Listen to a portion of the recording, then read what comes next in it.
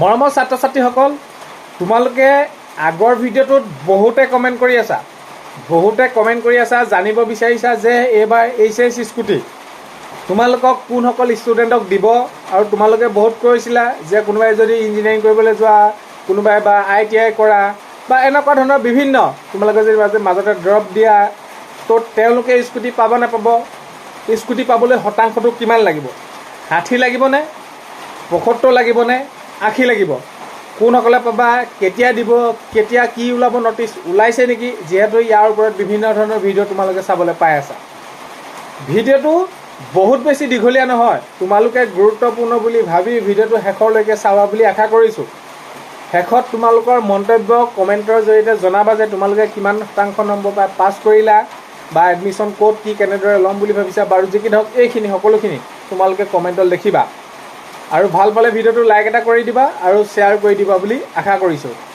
এতিয়া কথাটো হ'ল যে স্কুটি কেতিয়ালৈ দিব, কোনসকলে পাব, কি প্ৰক্ৰিয়াৰ মাজেৰে দিব, কোনসকলক দিয়া হ'ব, 60, 75, 80, বহুতে কৈ আছে এইবাৰ 60 পালে দিব, 60 হ'ব লাগে, 75 হ'ব লাগে, বা 80 হ'লে মই 80লৈ অলপমান কম, যদি 75 দিলে হয় কি হ'ব কি নহ'ব, এই সকলোখিনি দিব নিদিব, কি ওলাবগৈ সকলো। এতিয়া তাৰ আগতে মই জনাব বিচাৰিছোঁ, যিহেতু পূৰ্বতে যিটো তোমালোকৰ বাবে গাইডলাইন ওলাইছিলে যে স্কুটি কোনসকলে পাবা, স্কুটি কোনসকলক দিব, কিমান পাৰ্চেণ্টেজ হ'লে দিয়া হ'ব, সেইখিনি সকলোখিনি তোমালোকে ইতিমধ্যে গম পোৱা। এতিয়া কথাটো হ'ল কি, বহুতে এইটোৱে সুধিব বিচাৰিছিলে যে যদি কোনোবাই তোমালোকে প্ৰিন্স অফ ৱেলছত তোমালোকে নামভৰ্তি কৰা, কোনোবাই তোমালোকে ধৰি লওক ITIত কৰা বা বিভিন্ন বিভাগত, তেতিয়া তোমালোকে স্কুটি পাবানে নোপোৱা। যদি পূৰ্বতে তোমালোকে নটিচখন চোৱা, তেনেহ'লে তেনেকুৱা সেই যিসকলে নামভৰ্তি কৰিছিলে স্কুটি দিয়া নাছিলে। এতিয়া কথাটো হ'ল কি, কিয় দিয়া নাই, কেলৈ নাই দিয়া, সেইখিনি আৰু বিশেষ বহলাই থকাৰ প্ৰয়োজন নাই যে তেওঁলোকক সেইখিনি দিয়া নাছিলে। এতিয়া কথাটো হ'ল এইবাৰ কি হ'ব, এইবাৰ তেনেকুৱাই হ'ব নেকি। এতিয়া তোমালোকে নিশ্চয় গম পোৱা, এইবাৰ ক্ষেত্ৰত এতিয়া যিহেতু নিৰ্বাচনৰ ফলাফল ঘোষণা কৰিছে, চৰকাৰ গঠন কৰিব, আগন্তুক সময়ত তোমালোকৰ বাবে স্কুটি কোনসকলে পাবা, ছাত্ৰ ছাত্ৰী কিমানক সাঙুৰি লোৱা হয়, আগন্তুক সময়ত অফিচিয়েলি নটিচ ওলাব। তো এতিয়া তোমালোকক যদি কোনোবাই কৈ আছে এইবাৰ 60তে দিব, 75তে দিব, 80তে দিব, সেইখিনি কোনো ধৰণৰ অফিচিয়েলি নটিচ নহয়। চৰকাৰ গঠন হ'ব, গঠন কৰি সেইসমূহ সিদ্ধান্ত গ্ৰহণ কৰিব কেবিনেটত যে এইচএছ স্কুটি কিমান ষ্টুডেণ্টক দিয়া হ'ব, কিমান শতাংশ নম্বৰ পৰা দিব নিদিব, এই সকলোখিনি বিষয়। বা যোৱাবাৰ যিদৰে নিদিছিলে এইবাৰ হয়তো দিবও পাৰে, যিসকলে ধৰি লওক প্ৰিন্স অফ ৱেলছ হওক, ITI হওক বা বিভিন্ন ধৰণৰ শিতানত তোমালোকে তেনেদৰে এডমিশ্যন লোৱা, আগন্তুক সময়তহে সেইখিনি খবৰ গম পাবা সঠিক কি হ'ব কি নহ'ব। এতিয়া তোমালোকে এটা কথা ধৰি লোৱা, যিহেতু এই স্কুটি স্কিমৰ ওপৰত যিহেতু ধৰি লোৱা যোৱাবাৰ তোমালোকৰ শতাংশটো কিমান আছিলে, 80 পালে দিব এনেকুৱা ধৰণৰ, তো এই শতাংশটো যেন তোমালোকৰ বাবে কমি আহিব, সেইটো তোমালোকে বহুত বেছি আশা নকৰিবা।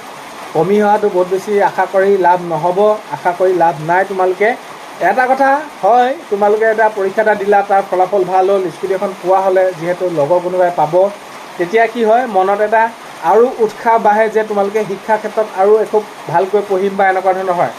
কিন্তু এইটোও নহয় যে তোমালোকে স্কুটিখন নাপালা, তাত কোনো ধৰণৰ তোমালোকে বহুত বেছি চিন্তা কৰিব লগা নাই। মূল বিষয়টো হৈছে তোমালোকে যিটো বিষয়তে নেকি অধ্যয়ন নকৰা, কোনোবাই প্ৰিন্স অফ ৱেলছ পঢ়িছা, ইঞ্জিনিয়াৰিং পঢ়িলা, ITI পঢ়িলা, কোনোবাই বেলেগ কিবা পঢ়িছা, তাত তোমালোকে চিন্তা কৰি তোমালোকে নিজৰ লক্ষ্যটো যিটো, সেইটোতহে আগুৱাই যোৱাত তোমালোকে কষ্ট কৰিবা, চেষ্টা কৰা। বাকী স্কুটি দিব নিদিব এইখিনিক লৈ বহুত বেছি চিন্তা কৰাৰ প্ৰয়োজন নাই। আৰু তোমালোকে কমেণ্টবিলাক দি আছিলা যদিও মই ভিডিঅ' এইকাৰণে প্ৰস্তুত কৰা নাছিলোঁ যে তোমালোকৰ বাবে নতুন কোনো ধৰণৰ আপডেটেই নাছিলে এতিয়ালৈকে। আৰু এইখিনিতে তোমালোকক ক'লোঁ যে এবাৰ 80ত দিব নে, 75ত দিব নে, 60ত দিব নে, এইখিনি চিন্তা কৰাৰ প্ৰয়োজন নাই।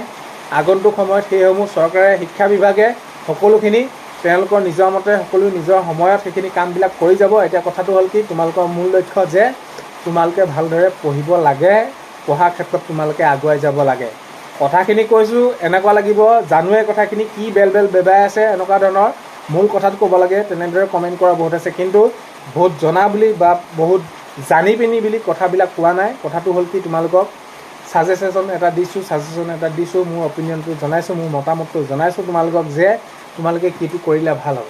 নিশ্চয় তোমালোকে গম পাইছে কিটো কৰিলে ভাল হ'ব, তথাপিতো মই মোৰ যিখিনি ক'ব লগা আছিলে সেইখিনি ক'লোঁ আৰু আগন্তুক সময়ত যদি স্কুটি কিবা এটা নতুন আপডেট আহে নিশ্চয় ভিডিঅ'ৰ জৰিয়তে জনাবলৈ চেষ্টা কৰিম। এতিয়ালৈকে কোনো ধৰণৰ স্কুটিৰ ওপৰত 60তে দিব নাই, 75তে দিব নাই, 80তে দিব নাই, এনেকুৱা ধৰণৰ আপডেট অহা নাই। সেইখিনি আছিলে। ভিডিঅ'টো শেষলৈকে চোৱাৰ বাবে বহুতেই বেছি ধন্যবাদ। ভিডিঅ'ৰ প্ৰথমতে কোৱাৰ দৰে চেনেলটোলৈ যদি নতুনকৈ আহিছে ছাবস্ক্ৰাইব কৰাৰ লগতে কাষতে থকা বেল আইকনটো প্ৰেছ কৰি অল কৰি থবা, যাতে নতুন এটা ভিডিঅ' দিয়াৰ লগে লগে আগতীয়াকৈ চাবলৈ পোৱা। আজিলৈ মানে অন্য এটা ভিডিঅ'তে লগ পোৱা আশাৰে